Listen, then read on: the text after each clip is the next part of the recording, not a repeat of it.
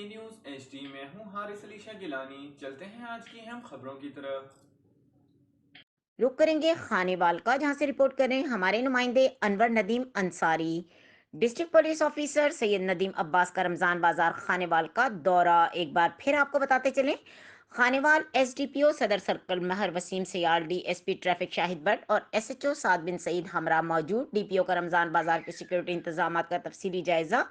D P او سید ندیم عباس کا رمضان بازار میں سیکورٹی انتظامات پر اظہار برہمی۔ ڈی پی او کے رمضان بازار کے اطراف میں جلد از جلد خاردار تاریں لگانے کے احکامات۔ رمضان بازار سے مناسب فاصلے پر گاڑیوں کی پارکنگ کے بارے میں ہدایت جاری کی۔ شہریوں کے تحفظ کے لیے سیکورٹی کے انتظامات کیے گئے ہیں۔ لوگوں کو چاہیے کہ پولیس سے تعاون کریں۔ رمضان بازار سیکورٹی ڈیوٹی بارے غفلت لاپرواہی ہرگز برداشت نہیں۔